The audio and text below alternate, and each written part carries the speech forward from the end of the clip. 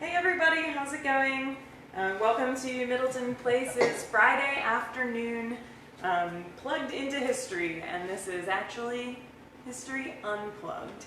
So we know that it has been a hectic week. We know that stuff has been crazy, that there's new information coming out all the time. Everybody is stressed out. You probably now have 3 jobs when working from home instead of just 1. So we want to make sure that we give you a little bit of time and a little bit of space to unplug, unwind, and hang out with us here at Middleton Place. So today we've got a fun program planned for you. We're going to talk about 18th century drinking culture, and I think Jeff has some drinks planned. And these are things that you can make, mix right along with us. Hopefully you've got the ingredients right there at home so that you don't have to go out anywhere to buy them. But if you're making that weekly grocery run for all the things that you have to have, maybe, if you like the looks of what you see today, you might find some ingredients for these things. So I'm going to hand it over to Jeff, and we'll talk about, and Bob is here too. Hey Bob. How you doing, folks? So we're your guides to the 18th century drinking. So welcome to the Middleton Place Tavern Room, which is right now a tavern. Well, welcome. In the words of the famous philosopher Wayne Campbell, it's 5 o'clock, it's Friday, it's time to party. So we're going to enjoy a few beverages today. And as Carin said, we're actually coming to you from the Middleton Place restaurant. This is our tavern today, and it's probably a pretty fitting place for us to be because, well, wouldn't you say, Bob, it's really, taverns are kind of underestimated when we think about the history of the United States, wouldn't you say? Well, you know, one thing I like to get across to people when we talk about taverns is it's not this, you know, everybody's getting riotous drunk, you know. When you talk about taverns, and we know, for instance, there was one just down the road here at Ashley Ferry, just a few miles down the road. But we really are talking something, it's more of a sort of a B&B. I mean, it's sort of, I mean, there's food, there is drink without a doubt. But it's not thought of as some sort of, you know, low-class grog shop or anything like that. Yeah. And it was an important part of life at the time, as I'll be very honest, alcohol was. Yeah, if I remember correctly, the British Crown actually, when the colonies were first starting, okay, they actually mandated that taverns be put up in certain areas because, as you said, they served as not only hotels, but post offices, trading posts. Juries were held in taverns. They became meeting areas. There's a very famous quote, I don't know how accurate it is, but it was an Englishman in the 18th century. He said that Americans will spend 50 pounds to build a church and 400 pounds to build a tavern. Here. Well, there is a good long tradition of that. There were different kinds of taverns, and actually in the 17th century, way back, there were the higher class taverns, but then there were also what they called ordinaries. And that was a place where you could get an ordinary bed and an ordinary meal at an ordinary price. So there's all kinds of lengthy That's history. quite the sales pitch, Right? No, they were definitely a real focus of the society. I mean, a real crossroads. I mean, people were definitely, I mean, we were talking earlier how if someone like Arthur Middleton was at the tavern, he's probably not, you know, slinging beers with the ordinary Joes. I mean, they would have sort of separate rooms and separate things, sort of in a way the VIP rooms of the 18th century, I would guess you could say. Yeah, there's nothing new, folks. But everybody rooms. traveled. I mean, when it comes to places and ferry crossings, other places, and oftentimes, you know, having to put up the horses, that kind of thing, where they would stay and have to get something to eat, and that's very common in these taverns. And they also had some pretty good drinks. Yeah, you know, speaking of the Middletons, in 1775 at that first Continental Congress, Henry Middleton and the rest of the delegates, when this whole issue of the exemption of rice and indigo for exports were going out, okay, when they did not get their way, I love the fact that they, not only did they quit Congress, but where did they go to? They went to a tavern in Philadelphia. And that's where they held court, and a couple days later, shall we say, an olive branch was come out, probably over a few drinks more than likely. Amen. And then everything was forgiven, everything was fine. Well, wasn't the United States Marine Corps born in the tavern? Hey, yes. In Philadelphia? Matter of fact, we'll talk a little bit about the Marine Corps when we get to our wonderful dish of rum here. Sorry, didn't mean to jump the gun. A little foreshadowing there. That's fine. That's fine. You know, speaking of these taverns, you know, well, I think it's fair to say that our founding fathers, or our forefathers, they like to drink. Okay, they definitely like to drink. the question is, why? Why so much drinking? You know, I mean, we always look at the socialism and the amusement aspect, but could there be any other reasons? Anybody? Oh, I'm thinking of for your health. Ah, Benjamin Franklin, a strong mind equals a strong drink. Amen. So, Here, yeah. here. I think he was also the one that said beer is proof that God loves us and wants us to be happy. Is that a real Well, quote, or he can gets we credit bust for a that. myth He here? gets I don't credit know. for I that. don't know. I think it's true though. I Whether think he it's said it true. or not, I think But it you may be true. heard it here first, folks. That may or may not be a Ben Franklin quote. I So need to don't see the- I believe need to see the everything you see in a footnote on meme. So we have the whole medicinal, that it's a very healthy thing. Right. Um, Well, and for good reason. I mean, we know today obviously excess drinking is damaging to the liver and all kinds of things. But obviously at the time, I mean, frankly, a lot of their water wasn't yes, very healthy. Exactly. So a lot of drinks. I mean, we were talking earlier about beer, which isn't like anything like beer we have today, sort of. But sure, I'll be honest. I mean, if I didn't, and they didn't know germ theory and those kinds of things, but they knew that if they drank that water, they're going to be deathly ill. So give me a beer. Give me a Yeah. And I'm let's thirsty. Yeah, okay. Well, you know, speaking of that, we kind of have our 4 cornerstones of alcohol that we're going to be talking about. And the first one we're going to hit is cider. My favorite. Now, with hard ciders, really plentiful at that time because, well, apples was one of the first big crops in the colonies. It's very simple to make, it's very easy. Again, relating to one gentleman in the 18th century, is he said, Adam and Eve taught us we do not eat apples. We have to do something else with them. Oh. Okay? So Well, we're going to drink. So I thought what we would start off with, and Carin, I second the motion. since you love the cider, we're going to do what's called a devil's bang. Devil's Okay? bang. The devil's going to make us do it. So we're going to get a glass here. What we're going to start off with is we're going to use a little bit of whiskey here. Excuse me, I got the wrong bottle. Oh. We're going to do This whiskey is in this mine. one. This Ah, is my okay. other favorite. Ah, okay. I want the next. Well, we can do the rum. We'll give this one to Bob then. There you go. So we're going to do I'll about suffer a through it. shot of whiskey. Okay. Okay. And then all we're going to do is we're going to top this off with hard cider. Very simple. Well, being a good New Englander, I will admit Ah. I'm from Rhode Island. One of the things I know they exported quite a bit of was good hard cider. That's right. Right? Salute. So we'll see if you survive there. That's great. Now, since we've hit the cider, let's hit Carin's next favorite. Ah, my Ah. favorite. We refer to it as rum. I prefer the name, as they called it, Kill Devil. Yeah. All right, Kill Devil. I like that because there's no little fancy umbrellas. There's no little fancy drinks. This is just straightforward rum. I think he just called me possessed. Now, what exactly is rum, Bob? Well, I mean, I really think of it as the byproduct of sugar making. I mean, sugar was such a huge industry. I mean, people here in the United States, we think of things like cotton or maybe even rice, but without a doubt, the big moneymaker of the 17th and 18th century was sugar. And they made it by the ton. But just like today, you know, use everything and use all that stuff. They would use everything they could, and when the process you're skimming and the trash left over and what they call the bagasse, the leftover pressed sugar cane, that can all be used to make rum. And by the way, on future programs, we'll probably dedicate a whole program to rum. It is so prevalent in the 18th century.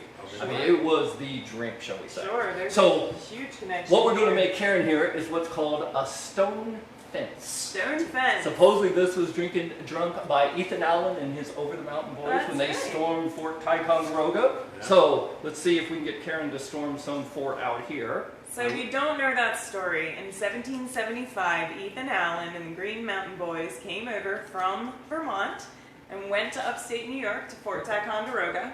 And the night before they were going to assault Fort Ty, they went to the tavern, and they drank stone fences. And I understand that when they went to Fort Ty, all they found were a couple of lazy, sleepy guardsmen. So they stormed the officers' quarters and took over. Made a rather dramatic entrance. Yeah, that's what I heard. Had some liquid encouragement. That's right. So in the drink, what we have, real quick, and we'll take a question here, what we get is we've got an ounce or so, a shot of dark rum. We're going to add a little bit of hard cider to this. Beautiful. Madam. Thank you, sir. Now, I believe we have a question from the audience here. Yes, we have Tracy who has joined us and wants to know, what was the most important use for apples in the 18th century? The most important use of apples in the 18th century. Well, I We're know it gonna go wasn't with pies. cider. Yeah, no, I'm probably going to go with cider on this. Cider, Now, absolutely. if you think about it, apples, when they fall off the tree and they rot, you're making cider. Yep. They're already starting to ferment. That's the stuff you want. And that's, yeah, having- exactly. Having grown up in New England, my dad, as a kid, he's in his 90s now. I mean, he picked up apples, and they always talked about the drops, the ones on the ground. You want the ones the hornets are getting into to make your cider with. That's the extra good stuff, you know. Sure. I guess it might have some yeast in it too, but yeah, that's the good stuff. Use every little bit too. Well, and it's not just cider that they're making with apples, right? It's Ah. apple brandy, applejack. There's Applejack, all yeah. sorts of different Applejack. liquors that are. Now, how do you being make drunk it? from Do we know how to make applejack? I might have experimented with that a little. I pour it out of the box. And How No, would we- actually, you get these nice, nasty old drop apples, and you Mhm. basically just kind of cook it up in a big mash, and you throw some sugar and all kinds of stuff, and let it sit, let it ferment, and then some people I used to know used to leave it out in the barn, let it someplace really cold, because of course New England you get nice and cold nights, and as it freezes, you get this kind of slushy stuff. What you pour off of that, it hadn't freeze overnight. So that's some good antifreeze, shall we That's- say? yeah. There you go. Yeah, it's some Alright. pretty strong stuff. A lot stronger than just a plain old hard cider. Well, I thought for our last drink, which I get, we saved the best for last. We're going to do what is called a Raffle Skull. Raffle All right? And it is exactly what the word means. It is going to rattle your skull. Everyone, maybe you guys familiar with a Boilermaker? Oh yeah. Okay, we drop whiskey into a beer. This is like a Boilermaker, but on steroids. Okay, Great. we're going to really amp this up a little bit. Oh. So what we're going to do first, all right, is we're going to take, actually I'm going to use the golden rum. So we're going to take about a shot of rum. Okay. Okay, starting out here. A shot of rum. All right. Then, on top of that, I'm going to take a shot of brandy All right. and put in here. Oh, we're not going to mix around with this. Goodness. So far, all you need from your own liquor cabinet or beer cellar is cider, whiskey, rum, and now brandy. Brandy. To make Now, any one of these. we're going to take half a lime and using that wonderful lime squeezer here, Good for we're your going scurvy. to add this to it. No scurvy.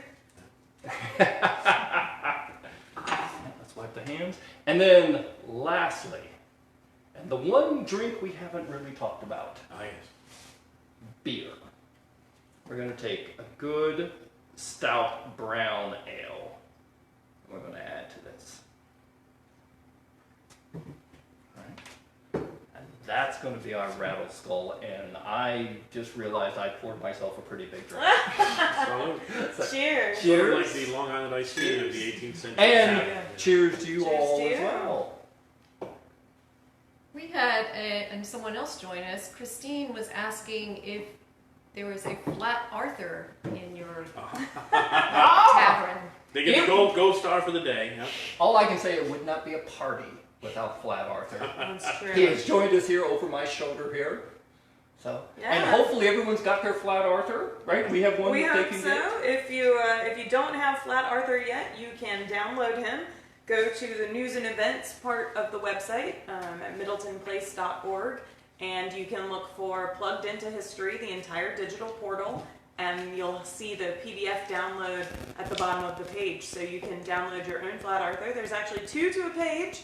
So if you got a couple of kids or a couple of people that want to color him, or if you mess up and you're a perfectionist, we'll have another chance. But sure, of course, Arthur Middleton would have found himself in taverns all up and down the coast. So He was a traveler. certainly He was a appropriate traveler. that he would be here in our tavern. Okay, so I have to ask. I know your Rattle Skull, originally the recipe has spruce beer. Yes. That is true. It does have spruce beer. Now, here's one of the interesting things when we look at our forefathers. They tried to make alcohol out of everything. And I'm not kidding. I mean, everything. There's actually, in the Mackenzie Phillips books of the 1830s, there is a recipe, and I recommend not trying this, trying to make alcohol out of wood, actually using sawdust. I think so. Yeah. But spruce beer was actually made out of the fir twigs, Right. and basically all they were steeped in water. Sometimes a little molasses or sugar or other spice would have been added to it. And then you you mix that in with your beer and you just let it set. It's pretty nasty. Yeah, I've had it before. Yeah, see, I've never personally had it. Someone told me it tastes like trying to drink Murphy's oil soaps. Yeah. Now there is a Didn't modern convince me version of that. this. Oh, There's a is modern there? version of spruce beer, and since they don't pay us, I'm gonna shout out to their company. Yards Brewing in Philadelphia has a whole Founding Fathers series, and one of those is a spruce beer. You can actually taste it in the city tavern, but you can buy it anywhere that Yards is sold pretty much. Cool. It's quite delicious, and actually, if I can, one more. Dogfish Head Brewery out of Delaware also does one. It's called a Tuxedo Ale. It tasted like Christmas time when I opened up. Well, I was going to say, if you can't find Two spruce good beer, ones. a Christmas ale would work in this as well. Another question. Yes, we've had Virginia join us, and I'm sorry, not Virginia, Abigail. And she wants to know, was there a beginning drinking age in the 18th century? Oh, wow. Beginning drinking age. Well, I would say probably right out of the cradle almost. Well, when you start eating solid Yeah, food. I mean, I would say no, and it was interesting. Today, one of the things you hear, Guinness, for instance, everyone knows Guinness ale. They talk about it being used for the babies and the cradle and all this sort of thing. And again, going back to this idea of bad water and what have you, beer. And that's the other thing. Their beer. I mean, we have a very sort of organized industrial sort of production thing. A lot of their beers were not these very strong alcoholic beers. They're really very weak in many ways, but also, frankly, far healthier than the water they're drinking. A lot what women and children drank were called small beer. All right, small beer basically was beer. It was not brewed as long. It was not fermented as long. It didn't have as high alcohol. Also, it had a very sour taste to it as well.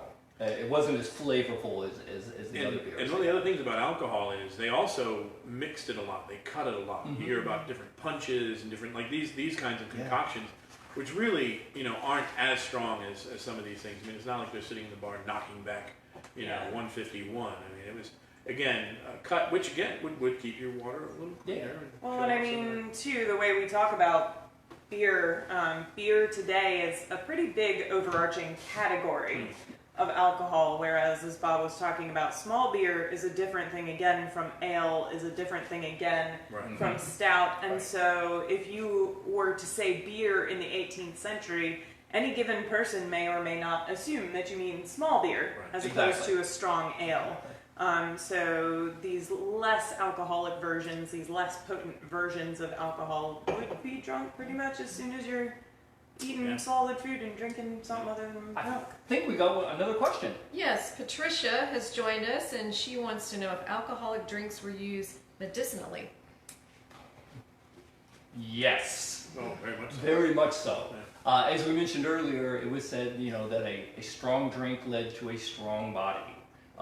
Rum, especially, was seen very much was given medicinal. Rum was used not only in the Navy, but it was also used in the land troops and the military as well. Not only medicinal, but I think it was also a way of Boosting morale. boosting morale. Yeah, that's a good way to put it. But they also Everybody did a gets lot their of, ration. well, but they also did a lot of infusions, what we might call infusions today. I mean, things like bitters and other things that a lot of folks don't know a lot about, but they are taking all kinds of different herbs that they saw as medicinal, and some of them are really. Research is borne out, and putting it in different alcohols and using it in other ways.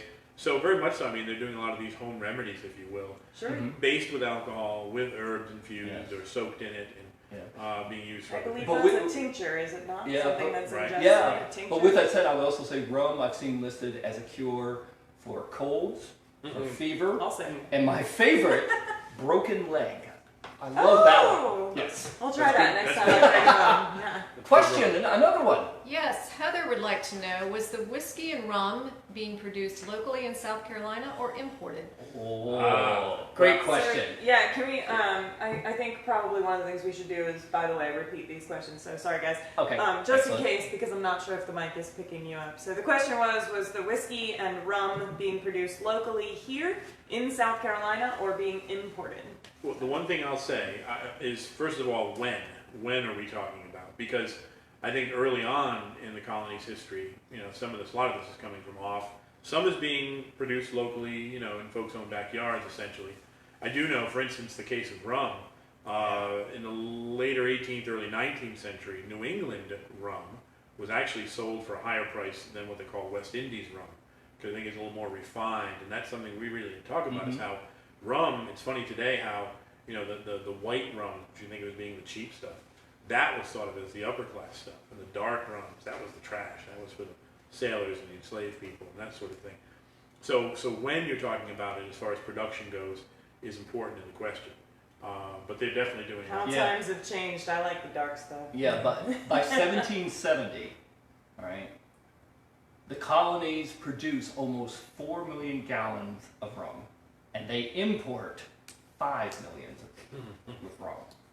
Now, taking that together, that's a lot of rum. That's a whole lot of rum. But again, most of that's what's being made is being made in New England. Right. As far as South Carolina, there's evidence that suggests there is some rum being made down here. I don't think it's in any great quantities, but there is some being made here. And a lot of this, as far as like the beer, and I would even say the whiskey and the cider, a lot of this is taking place in the home. Right. Yeah. And people are doing it themselves as And well. that's the other aspect, is the where aspect, where I think if you're talking about Charleston, I mean, honestly, the city's only a few miles down the river.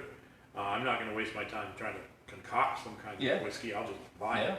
Whereas if I'm in the backcountry up past Columbia way, I'd probably be making some. And a note about that too, because people think that the supply lines and trade routes break down especially during the Revolution, and that is super dependent on locality.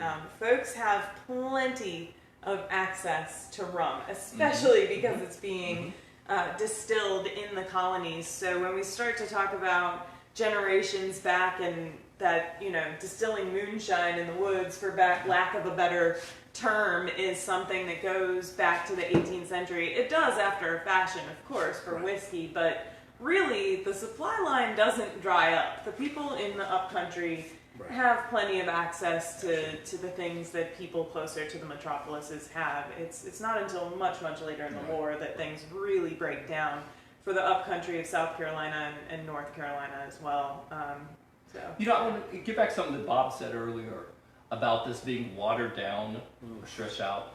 Keep in mind, one of the things I think most of us hear about, you know, through the Pirates of the Caribbean and everything, with rum, is grog. Okay. Yeah. Everybody know what grog is? Yes. Okay. It's basically citrus. 1 part rum, and then we're looking at either 2 or 3 parts water, and we're looking at a part of citrus being mixed into it. Right. And then you had variations on that. You had what was called sling, which basically had a little bit more rum, a little less water, a little less citrus in it. And then you had what was called mimbo and bombo, which started adding sugar and molasses. And you could come up with all these things, but a lot of it always had, the 2 components were always rum and water. And some of this was to kind of stretch it out, make it last a little longer, but also in some cases, maybe dial it back a little bit. Sure. You know, Yeah. One of those wonderful 18th century phrases I love is, what was it? Rum is cheap, rum is easy, and rum can peel the paint off a wall. You know? And that's probably very true at that time. Well, when they're issuing it to sailors and soldiers as well, too. I mean, cutting it makes for, you know, they're a little more mellow, but they're not just crazy drunk. Right, you walk that line between happy sailor and belligerent Well, sailor. you know, and that reminds me of something Carin mentioned earlier. My first taste of rum was when I was in the Marine Corps. I was in the Marine Corps for 21 years. I know the hair may be a little deceiving there. But we used to have what were referred to as dining inns or mess nights, formal dinners. Sure. And you had all these toasts that you would do to all kinds of different things. But at the end, you had the special toast to the United States Marine Corps, which was always done with rum. That was brought out.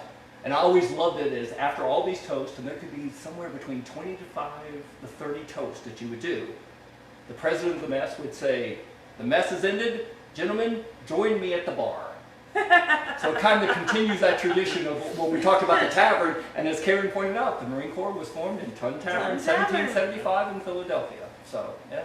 We have another question. Excellent. So Paulette would like to know, where can I find these recipes? Will you post them on your website?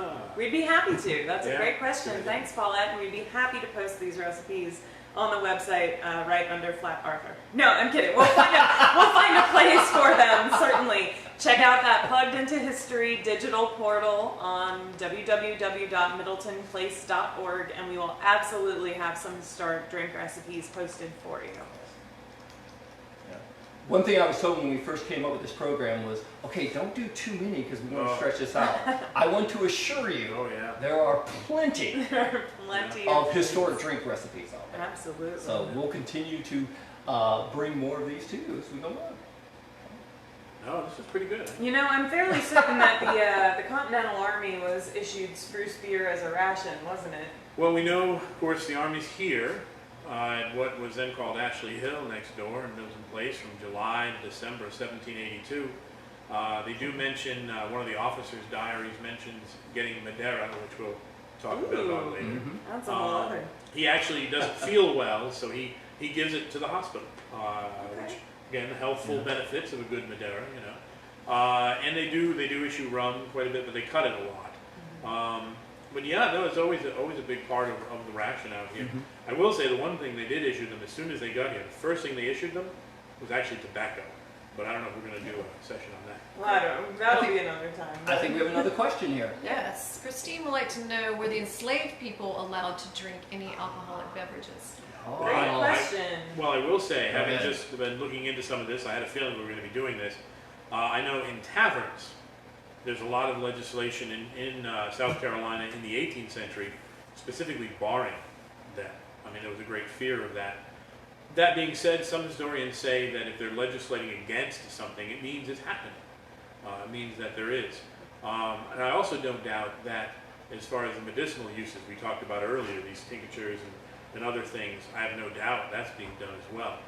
There is a concern there with a lot of these, these folks who own the enslaved and who ran a lot of these places, city officials, this concern of enslaved people becoming a bit, shall we say, rowdy, drunk, and that sort of thing, rioting. But at the same time, I don't doubt it's happening as well. And keep in mind, rum was actually a trade item in the Atlantic slave trade. Very much So enslaved people were actually traded for, shall we say, barrels or kegs of rum. Yeah. Also, when you look at, for example, with us, in the 19th century, when you look at Henry Augustus Middleton Jr.'s letter book that we have in our archives here, we see that especially at holidays, Christmas time, and a few other occasions, sometimes after a harvest or something, that whiskey or some kind of alcoholic beverage was provided. This may have been an incentive, this may have been a reward, this may have been, who knows the incentive, the reason behind it, but we do know that it was given to them. Without a doubt. Wow. Man, who knows we could come up with so much just at looking at alcohol in the 18th century here. Just three little things. So I think that's about Wrap it it for up? today. But Okay. Sounds good. we'll definitely be back either here at Middleton Place Tavern. We call it the Tavern Room Tavern. Is that a thing? Not just that though. This is also going to be a great place and a great virtual home for talking to some of our friends and partners around town and around the country who have great ideas about history and drinking culture and all sorts of things. So we're not just going to be confined to the 18th century, although I do think that there's plenty of material there for months and months and months. But we do hope that you'll be able to come back with us, stay plugged into history. We have programming every single week. Tuesday through Friday, we'll have programming. Now, I want you to know that we've changed the time. We've heard your feedback, and so many folks do things on Facebook and Facebook Live at 2 p.m. that we are being proactive and changing our times. So, Tuesday, Wednesday, and Thursday, all of our Plugged into History digital programming will now be at 11 a.m. 11 o'clock in the morning, and if you can't join us live, that's totally okay. Everything will be archived there on our Facebook page and on our YouTube channel. And if you didn't know Middleton Place has a YouTube channel, you know now. So make sure you go and find it. But 11 a.m. Tuesday, Wednesday, and Thursday will be right here for your favorite digital happy hour. Fridays at 5 p.m., whether we're in this room or some other location. And until we see you next week, we want you to stay safe, stay healthy, make sure that you are practicing good social distancing as we are attempting to do here, and maybe have a drink. Yeah. Take a load off and be safe. And drink responsibly. That's right, very important. So thank you so much for joining us, and we'll see you next time. See you. See you next Bye. time. Bye.